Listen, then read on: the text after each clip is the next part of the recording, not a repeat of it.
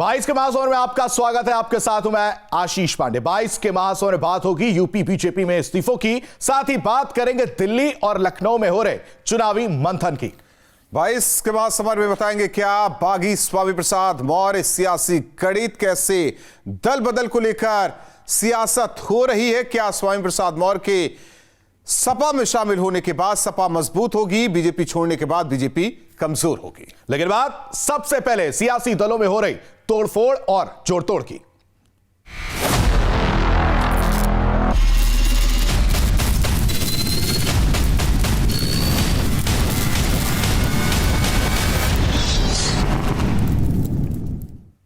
तो बीजेपी में लगातार इस्तीफों का दौर जारी है। सरकार से एक और मंत्री दारा सिंह ने इस्तीफा दे दिया है। इससे पहले एक मंत्री और 3 विधायक भी इस्तीफा दे चुके हैं। कयास है कि तमाम विधायक समाजवादी पार्टी में जा रहे हैं। सरकार में जो दलित है, पिछड़े हैं, वंचित हैं और नौजवान को न्याय नहीं मिल पा रहा है, मैं चर्चा करना चाहता हूं, तब इस समय नहीं मुझे मिल पाया। यूपी में बीजेपी के विधायकों की बगावत थम नहीं रही। योगी सरकार के एक और मंत्री दारा सिंह चौहान ने इस्तीफा दे दिया है। दारा सिंह चौहान ने अपने इस्तीफे में उन्हीं तमाम वजहों का जिक्र किया है जो स्वामी प्रसाद मौर्य ने अपने इस्तीफे में बताई थी। नहीं, स्वामी जी के साथ मैंने नहीं दिया है इस्तीफा। तो आज मेरा इस्तीफा हुआ है। लेकिन ये है कि मैं अपने प्रदेश में जो भी हमारे समर्थक साथी हैं, जिनके नाते हम लोग राजनीति में हैं, जिनके नाते हमारी ताकत है, उन सारे लोगों से बात करने के बाद जैसा फैसला होगा वैसा मैं निर्णय लूंगा। इससे पहले स्वामी प्रसाद मौर्य, भगवती सागर, ब्रजेश कुमार प्रजापति, रोशन लाल भी सरकार से इस्तीफा दे चुके हैं। इस्तीफों की शुरुआत स्वामी प्रसाद मौर्य ने ही की थी। स्वामी प्रसाद मौर्य की पार्टी छोड़ते ही मानो बीजेपी में इस्तीफों की झड़ी लग गई थी। एक के बाद एक 4 विधायकों ने भी इस्तीफा दे दिया, जिनमें बिल्हौर से बीजेपी विधायक भगवती प्रसाद सागर, बांदा के तिंदवारी सीट से विधायक ब्रजेश कुमार प्रजापति और तिलहर से विधायक रोशन लाल ने भी पार्टी छोड़ दी। मैंने दलितों, पिछड़ों, सब लोग खड़े लाइन में, किसानों, बेरोजगार नौजवानों, छोटे लघु मध्यम व्यापारियों के खिलाफ सरकार के रवैये को देखते हुए उत्तर प्रदेश योगी सरकार के मंत्रिमंडल से मैंने मंत्री पद से इस्तीफा दिया। 2022 विधानसभा चुनाव का बिगुल बज चुका है। बीजेपी एक बार फिर यूपी की सत्ता हासिल करने के लिए पूरी ताकत झोंक रही है।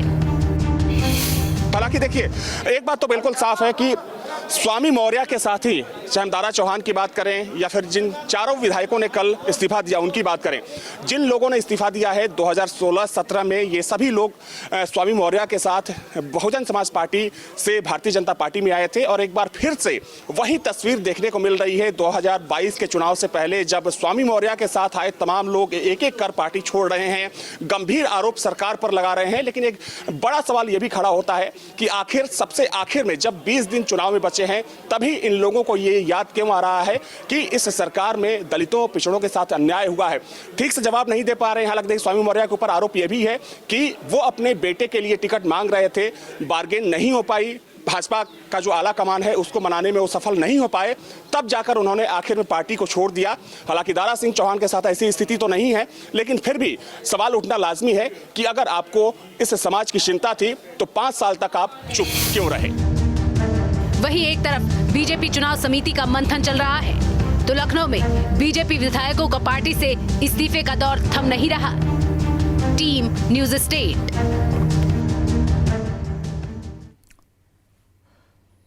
चलिए अब ग्राफिक्स के जरिए आपको बताते हैं कि आखिर बीजेपी में भगदड़ क्यों मची है, क्यों बीजेपी छोड़कर नेता एसपी में जा रहे हैं। ज्यादातर नेताओं का 5 साल का रिकॉर्ड खराब रहा है। जनता के बीच इनकी छवि को लेकर सवाल उठते रहे हैं। परफॉर्मेंस के आधार पर टिकट देने की बीजेपी की रणनीति सामने आई है और ऐसे में इन्हें लगता है कि इनका टिकट कट सकता है। और खराब प्रदर्शन नेताओं को टिकट कटने का डर है। कुछ नेताओं पर परिवारवाद को आगे बढ़ाने का भी आरोप लगा है। बढ़ते आगे, स्वामी प्रसाद मौर्य के इस्तीफे के बाद कहना है कि वो अब बीजेपी में कभी नहीं जाएंगे। ऐसे में सवाल खड़ा होता है कि क्यों एकदम से बीजेपी से नाराजगी और समाजवादी पार्टी से करीबी बढ़ गई? क्यों स्वामी को सियासी मौसम बदला हुआ नजर आ रहा है? 14 जनवरी को आप उस दिन देखेंगे, जो भी ज्वाइन करेगा उसके चेहरे आपके सामने आएंगे। स्वामी के समीकरण साफ हैं। 14 जनवरी यानी कि मकर संक्रांति को समाजवादी पार्टी का दामन थामेंगे, साथ में कई और भगवा विधायकों को भी लेकर जाएंगे। जैसा कि मैंने कल भी कहा, 2 दिन तक हम संवाद में रहेंगे। आपके हाथ में है ना सर, मतलब लोग छिटकेंगे तो नहीं, जो आपसे वादा किए आप साथ जाएंगे? हमने आपको पहले भी कहा, मैं न पहले कभी किसी से बात करता हूं, न आज कर रहा हूं। जो आएगा स्वागत। सूत्रों की माने तो बीजेपी से स्वामी का सौदा पटा नहीं। स्वामी अपने बेटे और साथियों के लिए टिकट की मांग कर रहे थे, जबकि बीजेपी टिकट देने के लिए तैयार नहीं थी। खबर यह भी है कि स्वामी के करीबियों पर भी कई केस दर्ज हैं, जिनमें राहत नहीं मिली। ऐसे में स्वामी प्रसाद मौर्य फिर सत्ता सुख की तलाश में निकल पड़े हैं। हालांकि बीजेपी के कई नेता उन्हें मनाने की कोशिश में लगे हैं, लेकिन स्वामी प्रसाद मौर्य ने तय कर लिया है कि साइकिल पर सवार होना है। जो 14 जनवरी का फैसला होगा वो उत्तर प्रदेश की तस्वीर बिगाड़ने और बनाने के लिए पर्याप्त होगा, और विशेष रूप से भारतीय जनता पार्टी की सरकार का ताबूत का वो अंतिम कील होगा। बात बीजेपी से बगावत और समाजवादी पार्टी से अदावत की हो तो स्वामी सियासी समीकरण बैठाने में माहिर माने जाते हैं। जानकार उन्हें चुनावी मौसम वैज्ञानिक भी कहते हैं। ऐसे में आंकड़े भी इशारा करते हैं कि स्वामी की बगावत के पीछे वजह क्या है। स्वामी के एसपी में जाने पर चुनावी समीकरण बदल सकते हैं। ऐसे में ऊंचाहार और पडरौना सीट पर जातीय गणित बदल जाएगा। पडरौना से स्वामी प्रसाद मौर्य 3 बार से विधायक हैं। रायबरेली की ऊंचाहार सीट 2 बार एसपी के खाते में गई है। 2017 में एसपी के मनोज पांडे ने उत्कृष्ट मौर्य को हराया था। उत्कृष्ट मौर्य बीजेपी के टिकट पर चुनाव लड़े थे। बेटे उत्कृष्ट के लिए स्वामी प्रसाद मौर्य टिकट चाहते हैं। ऐसे में एसपी से उत्कृष्ट को टिकट मिलता है तो जीत तय मानी जा रही है। स्वामी प्रसाद मौर्य भी सियासत के इसी गणित का जोड़ तोड़ लगाकर बैठे हैं। मित्रों, आदरणीय प्रधानमंत्री जी के पंजाब दौरे के दौरान उनकी सुरक्षा के साथ किस तरीके से एक साजिशन,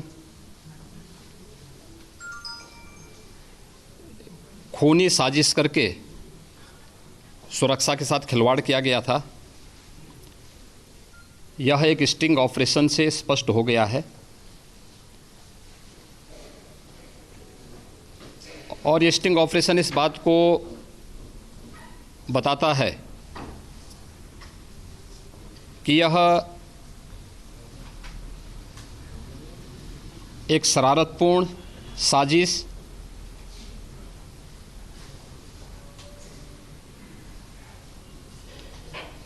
शरारतन आयोजित की गई साजिश, पूर्व प्रायोजित साजिश का हिस्सा है।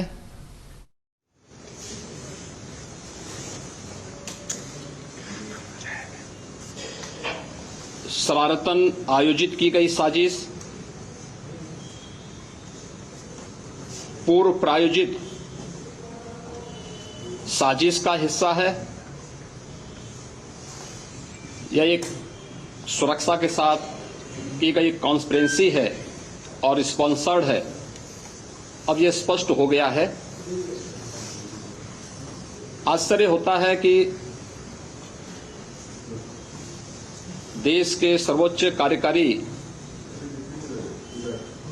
संवैधानिक प्रमुख के साथ की सुरक्षा के साथ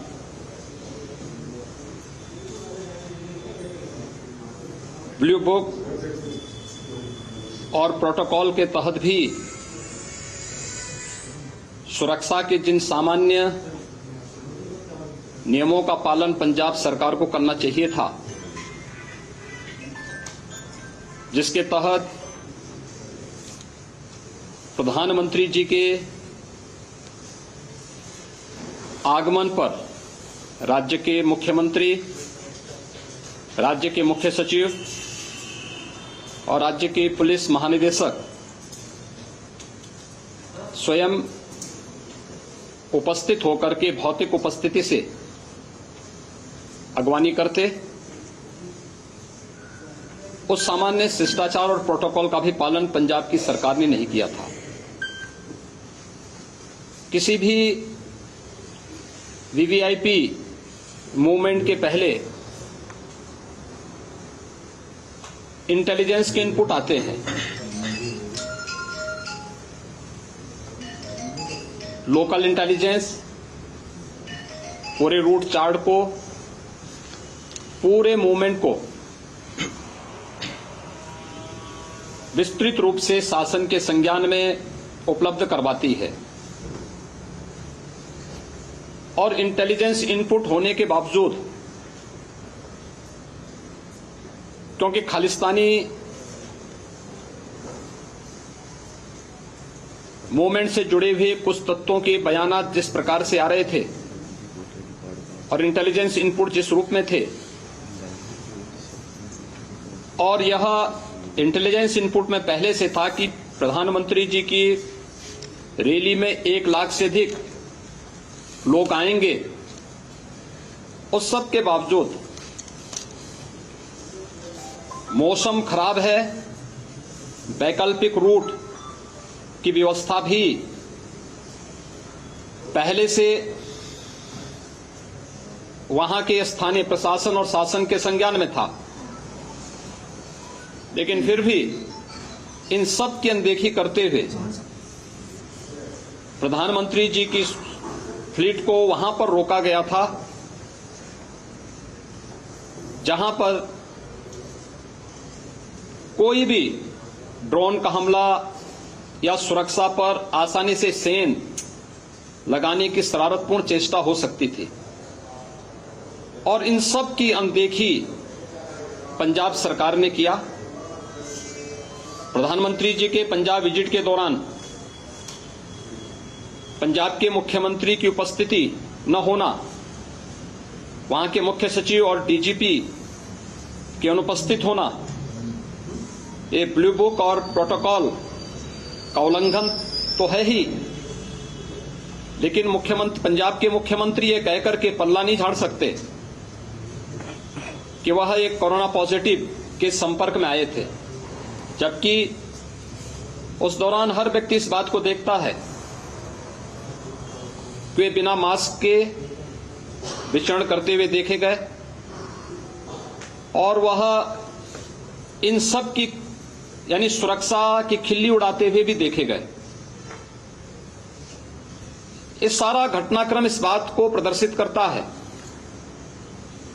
कि देश के सर्वोच्च कार्यकारी प्रमुख की सुरक्षा के साथ, देश की संवैधानिक संस्थाओं के साथ, राष्ट्रीय सुरक्षा के साथ और देश के सम्मान के साथ किस शरारतपूर्ण तरीके से कांग्रेस पार्टी आज खिलवाड़ कर रही है। मुख्यमंत्री का यह बयान न केवल हास्यास्पद और निंदनीय है कि उन्होंने प्रधानमंत्री की सुरक्षा चूक के बारे में कांग्रेस के उत्तर प्रदेश के प्रभारी को सूचित किया था। ये इस साजिश, इस खूनी साजिश को और भी पर्दाफाश करता है। एक संवैधानिक पद पर बैठा हुआ व्यक्ति इतना गैर जिम्मेदाराना तरीके से सुरक्षा की एक भीषण खामी के प्रति एक ऐसे व्यक्ति को सूचना देने की बात कर रहे हैं जो न पंजाब से न भारत सरकार से किसी भी प्रकार से प्रत्यक्ष या अप्रत्यक्ष रूप से भी नहीं जुड़े हैं और यह उनके गैर जिम्मेदाराना रवैये को प्रदर्शित करता है।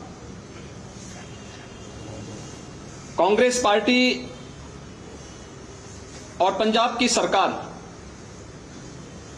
सुरक्षा से जुड़े हुए इन सभी मामलों में न केवल भारत के संवैधानिक प्रावधानों का खुलेआम उल्लंघन कर रही थी, बल्कि इस देश के खिलाफ एक साजिश कर रही थी। और इससे भी दुर्भाग्यपूर्ण है कांग्रेस के नेताओं का अन्य नेताओं के भी गैर जिम्मेदाराना बयान। कांग्रेस पार्टी को इस पूरे मामले में इस देश से माफी मांगनी चाहिए और जो कुछ भी 5 जनवरी के दिन इस देश के खिलाफ साजिश करने के लिए प्रधानमंत्री जी की सुरक्षा के साथ साजिश करते हुए कांग्रेस पार्टी ने करने का प्रयास किया है, वह कांग्रेस पार्टी की असलियत को भी पूरे देश की जनता के सामने प्रस्तुत करता है कि देश के लोकप्रिय प्रधानमंत्री जी की सुरक्षा और भारत के संवैधानिक मूल्यों और मापदंडों की कैसे अवमानना कांग्रेस पार्टी के द्वारा और एक सरकार के द्वारा किया गया है। यह उन्हें देश की जनता के सामने स्पष्ट करना होगा और देश की जनता से उन्हें माफी भी मांगनी चाहिए। धन्यवाद। तो मुख्यमंत्री योगी आदित्यनाथ को आप सुन रहे थे, जिन्होंने साफ तौर से प्रधानमंत्री की सुरक्षा में सेंध को लेकर बड़ी बातें कही हैं। मुख्यमंत्री योगी आदित्यनाथ ने कहा है कि स्टिंग ऑपरेशन से साजिश बेनकाब हुई, पीएम की सुरक्षा से खिलवाड़ किया गया, पीएम की सुरक्षा में चूक एक खूनी साजिश है। 2 बार इस बात को मुख्यमंत्री योगी आदित्यनाथ ने दोहराया। तो पंजाब सरकार पर सीएम योगी का हमला भी है। जिस तरीके से उन्होंने कहा कि सुरक्षा नियमों का पालन नहीं किया गया, क्योंकि एसपीजी पहले हर एक रूट डिसाइड कर लेती है। अगर मौसम खराब होने की जानकारी पहले से थी और लगातार पंजाब के अधिकारियों के साथ पुलिस प्रशासन के साथ संपर्क साधा जा रहा था, तो फिर ऐसा क्या रहा? क्योंकि बिना किसी साजिश के ये तस्वीर सामने नहीं आ सकती थी और लगातार बीजेपी इस बात पर निशाना साध रही है कांग्रेस और पंजाब सरकार पर, और देश से माफी मांगने की मांग लगातार बीजेपी कर रही है।